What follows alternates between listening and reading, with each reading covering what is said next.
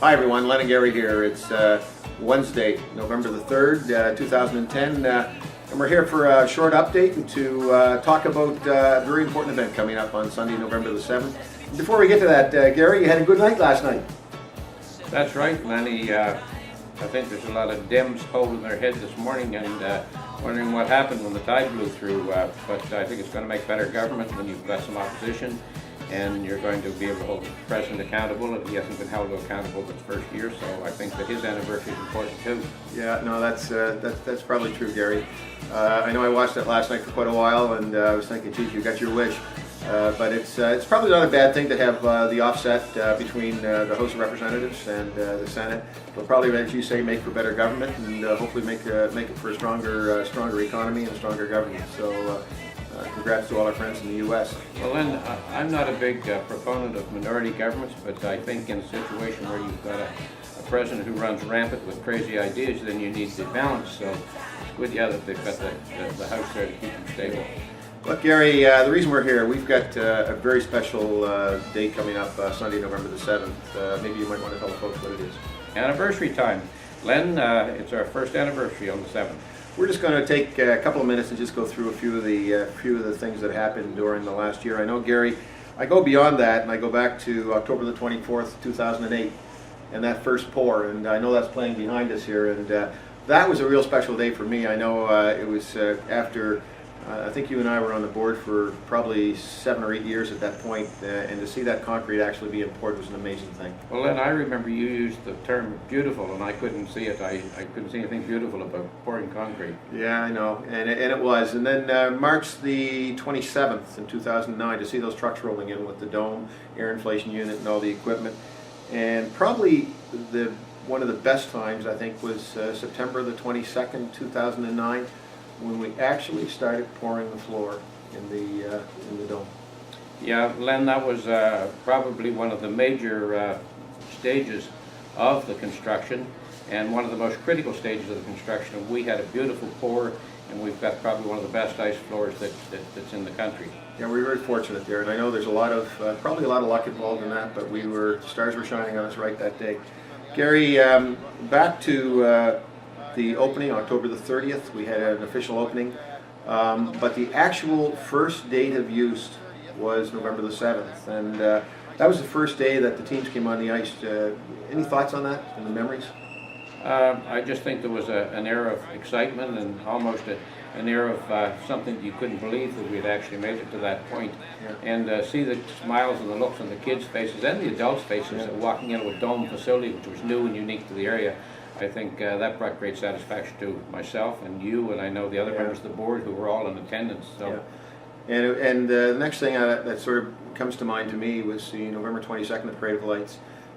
It was nice to see the Rocky Lake Dome with the float and the kids on it and everything else, and that was a wonderful thing. December the 16th, we had the Bedford District Minor Hockey Association hung a couple of banners there, which was kind of nice when you think that at that time it was going to be their home for a while. Well, then if I can butt in here, those banners are very emblematic of the success that the Bedford Minor Hockey Program has had with Sean McKenzie running great training programs and so on. And so I thought it was nice to put those up there and show appreciation for excellence. Yeah, no, and Sean, you know what? Sean does a great job. Congratulations, Sean.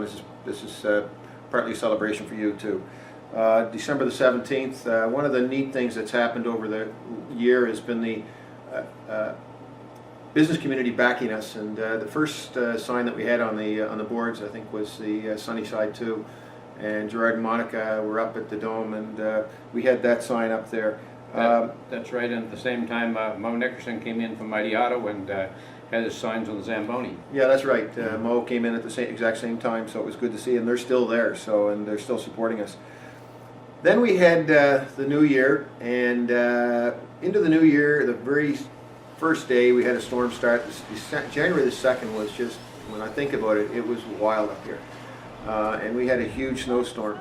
That created quite a snow load, but it was a test for the Dome, and it was actually a learning curve for us. Can you want to comment on that?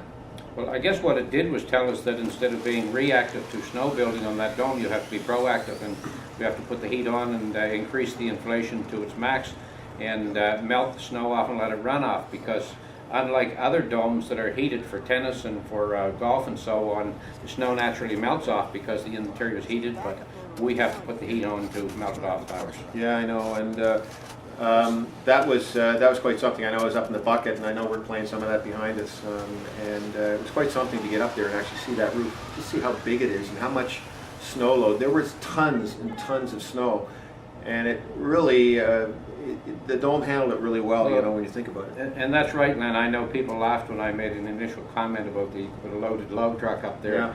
35, 40 tons. I know we had that kind of a snow load up there, so Yeah. we'll support big snow load, but if it does build, then it does tend to sag, and so we need to be proactive with it, and we were in later storms and it worked successfully. I'll tell you, it looked like a snow cap up there when I was up there. We had the Chicken Burger came out with board signage at, just a couple of days after that, January the 6th, that was installed, so that was nice to have them there as well. Go ahead, I know that between that period the dome was extensively used, we had most of our ice time taken, but ahead to March, we had the sledge hockey people come in, and that was probably one of the nicest events. We had the folks from Sackville, they brought the sledge hockey team up to have a game against them, and that was probably one of the nicest things, and to see that our facility is accessible to everybody. Yeah, Len, and important to note that November the 7th this year has a significance because that's the ribbon cutting at the new fourplex, and they are going to accommodate sledge hockey, and they have see-through boards to accommodate sledge hockey, so that when they're down at that level, you can see the play from wherever, and they don't feel enclosed and by normal boards, if they see-through boards. We're going to run ahead here a little bit quickly because I know that we're going to start running short on time here. April the 29th, the ice came out. That was a good effort. There was no problems there. And it was amazing how quickly the floor dried out because we had lacrosse move in on May the 1st, I believe it was. And they were there until mid-July. Am I correct on that? They were, and next year we're looking forward to having them probably for an extended season because their playoffs will be going on late July. And the fact that we've got seating and so on, which I knew you were going to touch on, we've got seating in there now, and so that will allow them to accommodate the playoffs. And the more senior groups will have spectators. Well, let's jump ahead to that date. July 22nd, we had a really great event at the Dome. You were in large responsible for, which was the Dome auction. We had a great night that night. We raised $8,600. It's tough holding an auction during the summer, but one of these days we'll hold that auction probably during the winter time, and that $8,600 will probably double. Yep. It was nice to get people out who were willing to purchase them, and I know that in many cases probably they purchased and paid prices that they wouldn't normally pay because they believed in us and they believed in the purpose of the project, which was to get seating and ice making equipment. And that seating and ice making equipment arrived August the 5th, and we're still not finished there. We want to get a couple of more sets of seats in there to be able to accommodate a couple hundred people, which would be great. And we had August the 18th, another sponsor arrived, which was Tim Hortons, which was great to have them as well.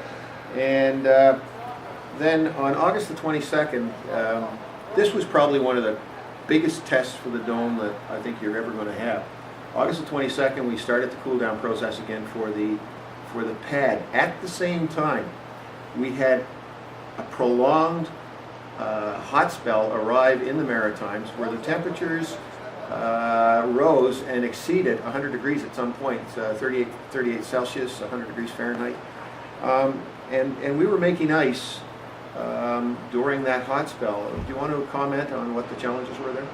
The challenges there, Len, were keeping the plant at a temperature that it wasn't kicking breakers out and so on. So what we did, we just turned over, instead of running automatically with the alarms doing shutoffs, we ran it manually, and we kept diligence there 24 hours a day. Crew were vigilant, and we were able to continue to make ice through that period. And other rinks around were having problems with ice getting punky and had to cut programs, and some would in fact put ice in. So we're pretty pleased that we were able to accomplish that. But also, one of the other things I was pleased about that was the fact that our crew with 1 year under their belt, were actually putting the ice in and doing the painting and so on. And we made that choice because we said someday we got to get our feet wet. Let's be tomorrow. So that's what we did. We went ahead and did it. I know I was there the first night. It was quite something. But we actually, our own crew, put that ice in without any help this year, which is great. It gives them great experience and all of us. Yeah, so that's good. And the preseason for the Bedford District, their preseason was from September the 1st. It started September the 1st. And then we had another challenge for us. On September the 4th, we had Hurricane Earl. And I know I came up here in the midst of the hurricane, took a couple of pictures, which are playing behind us right now as well. That dome, Gary, stood up incredibly well. Len, I had a guy who had never been in the dome, period, and he was in there in the middle of that storm, and he stayed about 2 minutes and says, let's get out of here, this thing's coming down. So if you're not familiar with the wind and the lights moving and waving in the wind, even when it's mild winds, it was just incredible, and it was something that brought fear into him, but we were getting used to it by then, and we just crossed another milestone and another success in a short start. Well, and you know, that was one of the challenges. Couple of nice little things happened. August the 27th, we had, just to revert back there a bit, we had MP Scott Armstrong and his some of the folks from the government arrived to have a look at the facility, because, as you know, part of the funding program came through the federal government, $1 million. And then again on September the 10th, we had a co-op to come to check out the facility, to check out the money that they put into it, and they were absolutely impressed, I would say, by the facility. They were, Len, and I saw the Auditor General's report in relation to those stimulus programs, and I know that our project was one of the projects that was used and looked at quite extensively that brought that good favorable report regarding the use of stimulus money. Yeah. But Len, I don't think anybody will ever know how close we were sometimes through this process of having no funding. We just refused to give up, refused not to move on, and consequently we had great support from 2 levels of government that allowed us to finish this project and be where we are today. Absolutely. Gary, I want to touch on one other thing, something that you were instrumental in, along with another individual that you may want to touch on, Mike Horwich. The start of the new Bedford Seniors Hockey League, which now calls the Rocky Lake Dome their home. Yes, Len, Mike Horwich is going to be a great tenant because he knows the needs of ice for a league like theirs, and they have a 6-team league, and they are there on Thursday nights from 7 till 10, and if anybody wants to come in and see the old guys whipping into shape and playing hockey and some moves that you probably thought that they couldn't make, that they still got under their belts, it can be appreciated that seniors hockey's alive and well, and we're glad to be a home for them. That was great. And Gary, the preseason ended November the 2nd. We're now into a full schedule effective November 3rd, and the regular attendance in the facility. The 4-pad opens today, actually, at 2 o'clock. The opening ceremonies, I believe, November the 3rd. So we wish Betty Lou Kiln and those good folks at HRM success. We hope that the continued great working relationship that we do have. I should mention that we actually, in July the 30th, Gary and I attended some meetings with HRM. Just an incredible relationship that we've got built with them now over that period of time, and we wish them well in the new facility. Gary, from the standpoint of the Rocky Lake Dome, we are now fully booked for prime time.